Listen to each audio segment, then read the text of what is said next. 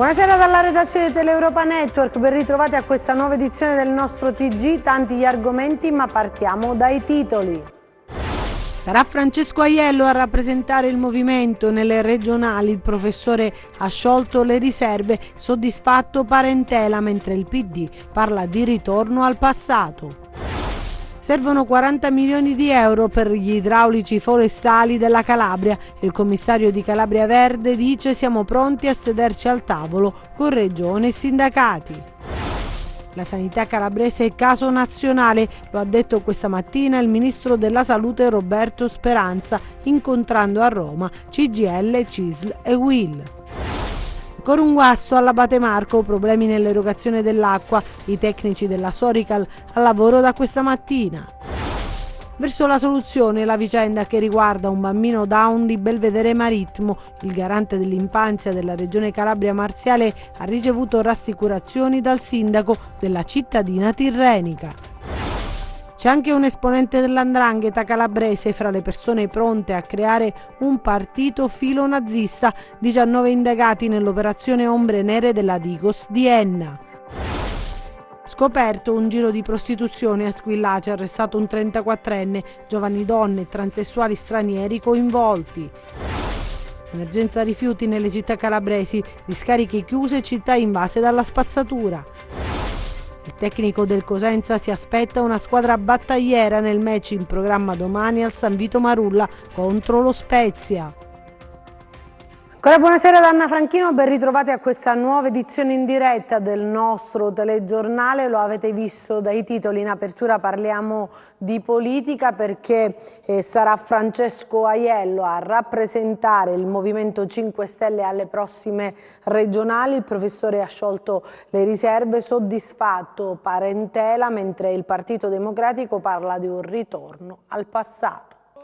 La notizia politica di oggi è l'ufficialità della candidatura alla carica di presidente della regione per il Movimento 5 Stelle di Francesco Aiello. Il professore ha sciolto la riserva e ha accettato di rappresentare i 5 Stelle, una sfida intensa, importante e difficile, ha subito detto rivolgendo il suo appello alle forze migliori presenti sul territorio. Il primo a rallegrarsi per il sì di Aiello, Paolo Parentela, il coordinatore dei Pentastellati calabresi, per il quale adesso bisogna definire tutti insieme un progetto politico di rinnovamento con liste pulite, fatte di persone coraggiose e capaci. Fin qui la posizione dei 5 Stelle che, scegliendo Aiello, hanno spiazzato il PD che ha reagito in maniera furente. Lo si evince dalla dichiarazione che Oddati nel pomeriggio ha affidato alle agenzie, nella quale dice che il movimento ha scelto il ritorno al passato. C'erano le condizioni, prosegue il dirigente del Partito Democratico, per un patto civico e di rinnovamento ed invece lavora per consegnare la Calabria alla destra sovranista e populista. Questo passaggio di Oddati lascia trasparire le grandi difficoltà in cui è costretto adesso a muoversi il PD, che si è spinto oltre nel ribadire in più di un'occasione di lavorare per l'individuazione di un candidato civico. Appare quindi difficile che possa virare su uno interno. Nel centrodestra, dopo Salvini, anche la Meloni assicura che presto ci sarà il nome del candidato perché il tempo stringe e non si può perdere altro tempo. Intanto Carlo Tanzi ha messo in moto il camper con il quale sta girando la Calabria, raccontando ai cittadini calabresi il suo programma.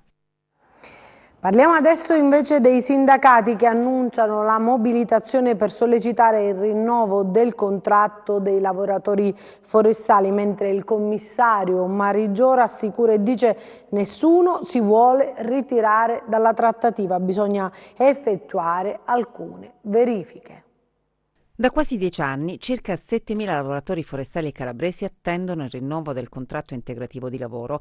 I sindacati di categoria dicono basta rinvii e annunciano la mobilitazione, ma il commissario di Calabria Verde, il generale Aloisio Mariggiò, rassicura. Nessuno vuole retrocedere, nessuno si vuole ritirare dalla trattativa. C'era già un documento provvisorio sottoscritto, c'è soltanto il problema di effettuare alcune verifiche di carattere sulla legittimità del documento elaborato e sulla copertura economica del documento elaborato. Perché?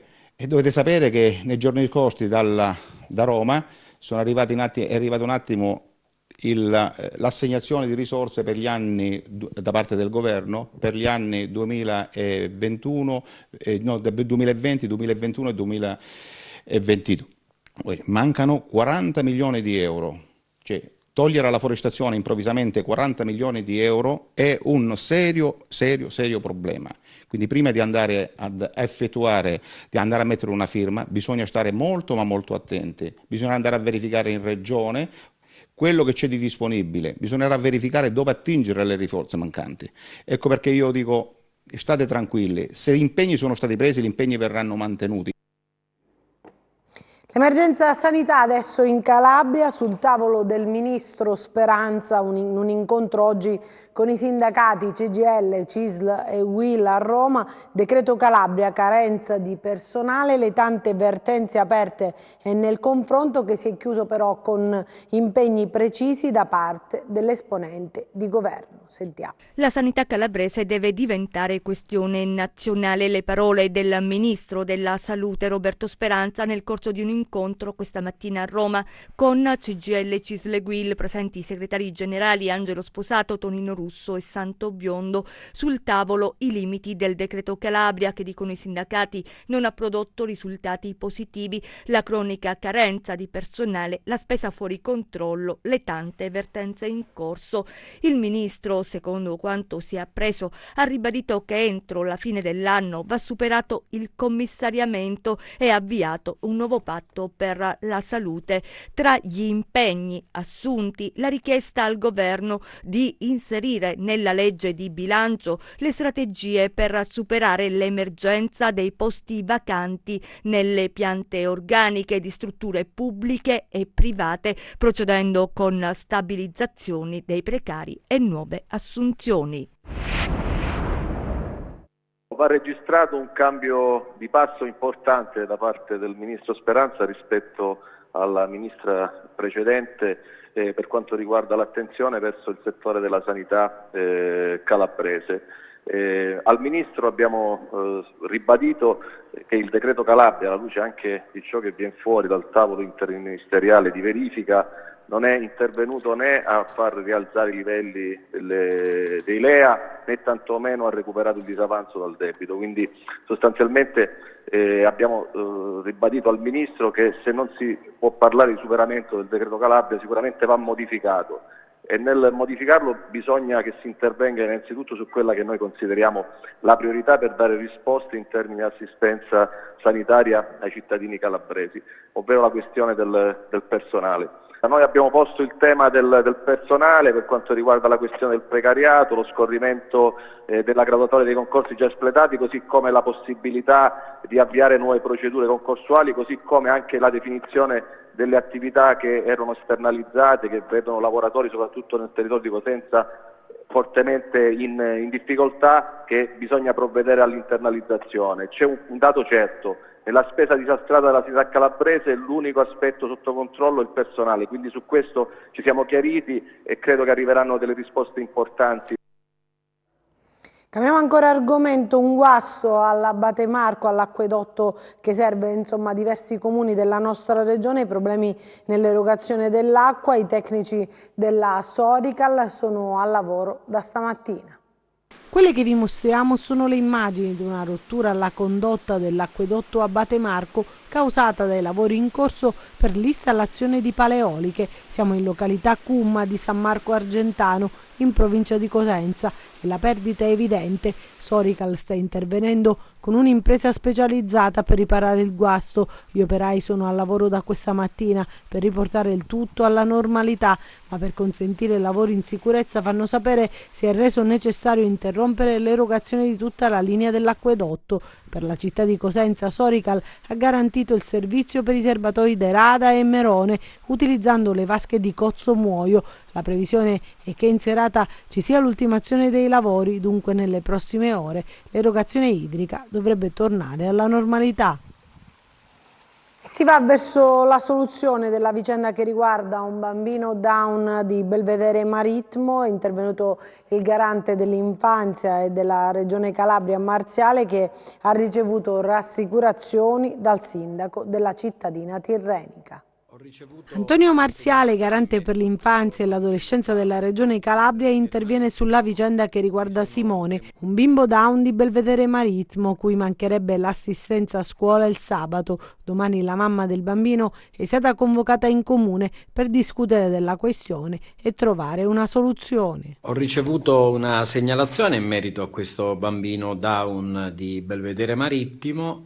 Mi sono premurato di informarmi che la notizia fosse fondata, anche perché è stata riportata da qualche portale di informazione. Ho cercato il sindaco, non l'ho trovato, ma poi è stato molto cortese a ritelefonarmi. Mi ha spiegato che c'è una vicenda di dissesto, ma insieme abbiamo convenuto che la Corte di Cassazione ha precisato che anche in caso di dissesto i bambini comunque devono fruire del servizio. E mi ha assicurato che la situazione presto tornerà ad essere normale. Parliamo adesso di cronaca, perché c'è anche un esponente dell''ndrangheta calabrese fra le persone pronte a creare un partito filonazista e antisemita. Ai vertici del gruppo c'era anche una donna, una cinquantenne impiegata incensurata che si faceva chiamare sergente maggiore Hitler. L'operazione è della Digos. Il fucile nascosto nel sottotetto di questo garage, trovato nel corso di una delle 19 perquisizioni effettuate in tutta Italia dagli agenti della Digos e del servizio antiterrorismo interno, operazione Ombre Nere, in cui è coinvolto un pluripregiudicato calabrese, un ex legionario, esponente di spicco dell''ndrangheta, con un passato da collaboratore di giustizia. E quanto emerge dalle indagini della Digos di Enna, gli indagati tentavano di creare un partito filonazista. Secondo quanto emerso dall'inchiesta, avrebbero anche creato una chat chiusa finalizzata all'addestramento dei militanti, la chat denominata Milizia. Il gruppo, rivelano gli investigatori, cercava di accreditarsi in diversi circuiti internazionali, verificata infatti la partecipazione di alcuni componenti alla conferenza nazionalista tenutasi a Lisbona il 10 agosto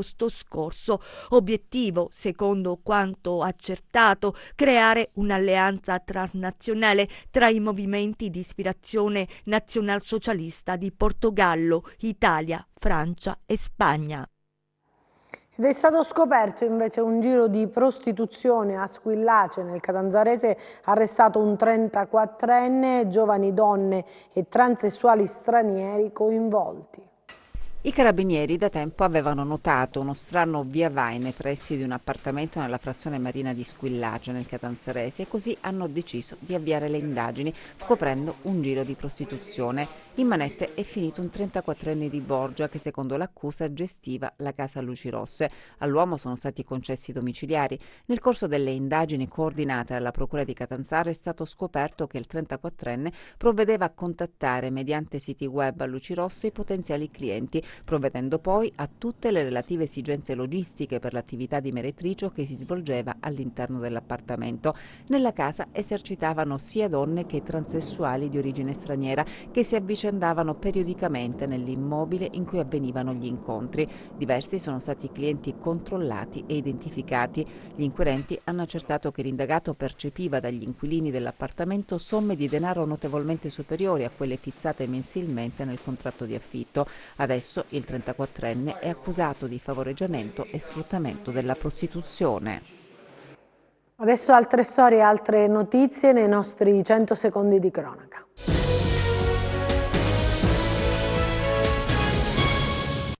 Un'organizzazione capace di inondare Roma di droga, della quale faceva parte anche una batteria di picchiatori utilizzata per recuperare i soldi da chi non pagava, l'ha sgominata la Guardia di Finanza al termine di un'indagine coordinata dalla Procura di Roma, che ha portato all'emissione di 51 misure cautelari da parte del GIP. Sono oltre 400 i finanzieri che hanno eseguito gli arresti fra Lazio, Calabria e Sicilia. Utilizzavano anche un sistema di comunicazione all'avanguardia i componenti del gruppo criminale, che riforniva la droga in molte piazze di spaccio della città, fornendo sistemi di comunicazione criptati così da rendere il sistema ancora più impenetrabile agli investigatori. L'operazione, denominata Grande Raccordo Criminale, ha permesso di smantellare un vero e proprio clan del narcotraffico. stato attirato con l'inganno in una trappola, rinchiuso in un magazzino e pestato a sangue anche con l'utilizzo di una spranga. Il pestaggio è stato messo in atto perché la vittima, un 35enne, veniva accusato di aver rivolto delle avance ad una ragazza fidanzata con uno dei responsabili dell'aggressione. Per quell'episodio accaduto nello scorso mese di aprile a Corigliano Rossano, i carabinieri hanno arrestato adesso 3 persone, di cui non sono state fornite le generalità, di età compresa fra i 35 e i 22 anni, accusate di tentato omicidio. Fra loro anche la giovane di nazionalità romena che aveva riferito di aver subito le avance dalla persona contro la quale è stata poi messa in atto l'aggressione. Gli arresti sono stati fatti in esecuzione di un'ordinanza di custodia cautelare emessa dal GIP di Castrovillari. La Guardia Costiera di Amante, insieme alla sezione di Polizia Giudiziaria Ambiente e Territorio della Procura di Lamezia, ha effettuato un sequestro preventivo a Nocera Terinese. Il provvedimento riguarda un'area di oltre 2000 metri quadri su cui si estendeva una duna artificiale realizzata per proteggere una struttura privata ma in assenza delle dovute autorizzazioni. Una condotta illecita, in spregio ai vigenti vincoli paesaggistici, che avrebbe potuto danneggiare l'ecosistema marino e le bellezze naturali dell'habitat circostante. Parliamo adesso di emergenza rifiuti, perché c'è una situazione delicata nelle città calabresi, sempre più sporche proprio per la presenza dei rifiuti non raccolti. Le ditte che gestiscono il servizio sono state costrette a sospendere i conferimenti per il fermo degli impianti. La crisi potrebbe aggravarsi nelle prossime settimane, rendendo invivibili i centri di diverse province calabresi. Servono soluzioni drastiche, strategie per il breve periodo e nuovi impianti per il futuro. Sembra di essere tornati indietro nel tempo, all'epoca dei cassonetti, quando i cumuli di spazzatura invadevano le strade delle città calabresi. Certo, nonostante le scelte della maggior parte delle amministrazioni e l'impegno di tanti cittadini, ci sono ancora sacche di degrado nella nostra regione, ma quello che si rischia è che sul territorio esploda una crisi mai vista, come accadde qualche anno fa in Campania. Pochi sanno i veri motivi della mancata raccolta dei rifiuti. I cittadini che continuano a conferire la spazzatura secondo i calendari previsti spesso ignorano che ormai da giorni la raccolta nel Cosentino è sospesa, perché è impossibile scaricare la frazione del residuo per il fermo degli impianti. Da lunedì ad oggi, ad esempio, dalla città di Cosenza, sono partiti solo 3 automezzi che hanno conferito i rifiuti provenienti dall'ospedale, dalle strutture sanitarie e una piccola parte di inorganico. Troppo poco per rendere pulita e accogliente una città che da anni ormai ha sposato un sistema che ha dato risultati più che soddisfacenti. Ma questo a quanto pare è solo l'inizio, perché la situazione potrebbe aggravarsi nelle prossime settimane, visto che il problema è risolvibile soltanto individuando o realizzando ex novo impianti di servizio che accolgano gli scarti di trattamento. Entrambe operazioni non semplici, dunque ci attende un periodo complicato se non drammatico, in attesa del fantomatico ecodistretto della provincia di Cosenza, di cui tutti hanno bisogno, ma che nessuno vuole. Una boccata di ossigeno potrebbe aversi se i comuni pagassero puntualmente ciò che devono alle ATO e contestualmente attraverso ordinanze regionali che riaprano discariche oggi inattive. Adesso uno stato di agitazione per i dipendenti del comune di Cosenza che sono senza stipendio e chiedono garanzie per il futuro alla luce della procedura di dissesto. Lamentano il mancato corresponsione della mensilità di novembre, ma a rischio sono anche le mensilità di dicembre e di gennaio. Per questo chiedono le dimissioni del sindaco e della giunta. Che fine hanno fatto i nostri soldi, dicono sfiduciati, e la preoccupazione è data dal fatto che la banca secondo loro non darebbe anticipazioni di cassa, visto che il comune si trova in dissesto. Intanto Palazzo dei Bruzzi fa sapere che si tratta solo di un ritardo burocratico dovuto a tempi tecnici. Adesso ci spostiamo a Vibo Valentia per un monumento di grande significato. Oggi c'è stata la cerimonia.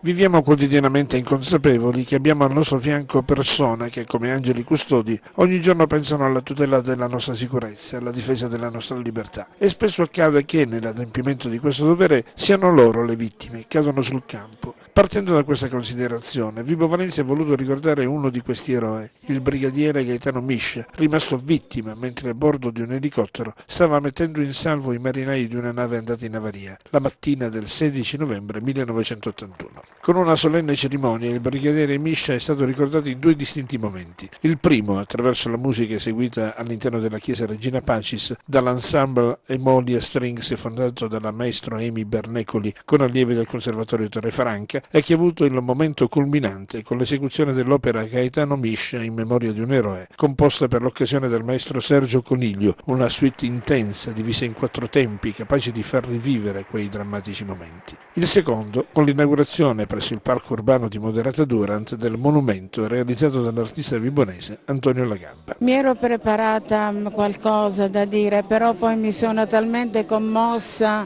e ho rivissuto ciò che ho rivissuto 38 anni fa.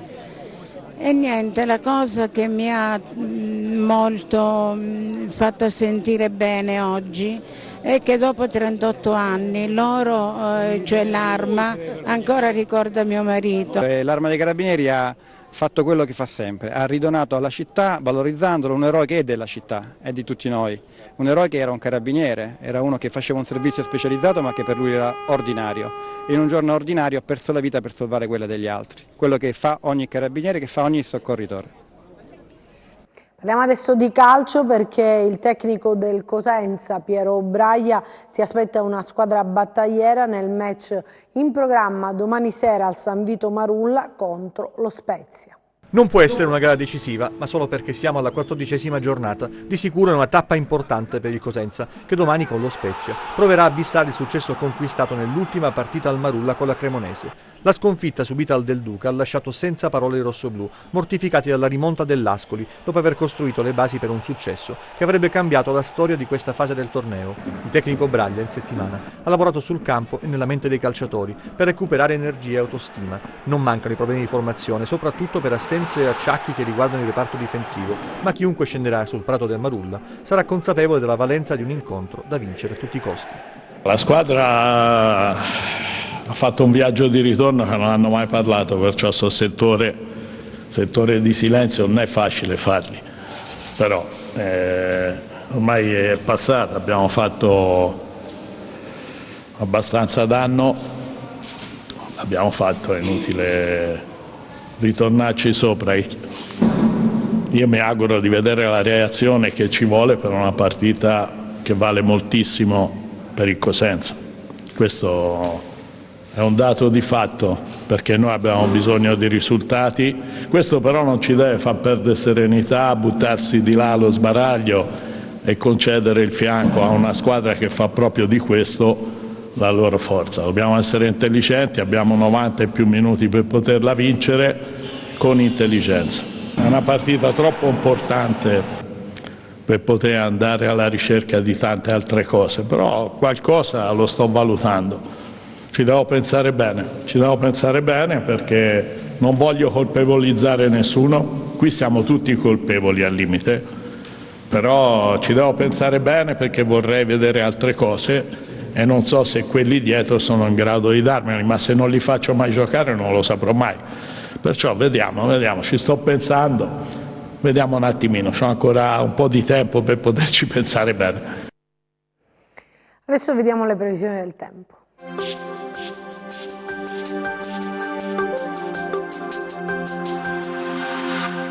Il transito di una perturbazione nord-atlantica sul Mediterraneo centrale causerà un modesto peggioramento delle condizioni meteorologiche sulla nostra regione ed interesserà principalmente i versanti tirrenici della Calabria. Domani nuvoloso sui versanti tirrenici ed interni con piogge sparse, altrove cielo da poco a parzialmente nuvoloso senza fenomeni degni di nota. Temperature stazionarie, passiamo a mari e venti. Domani molto mosso il Mar Tirreno con venti moderati dai quadranti occidentali, mosso il Mar Ionio con venti di direzione meridionale. Per essere sempre aggiornati sull'evoluzione delle condizioni meteo, vi rimando oltre al nostro sito www.meteoincalabria.com anche alla nostra pagina Facebook Meteo in Calabria. Anche per noi è tutto, io mi fermo qui, grazie per averci seguito e buon proseguimento con i nostri programmi, arrivederci.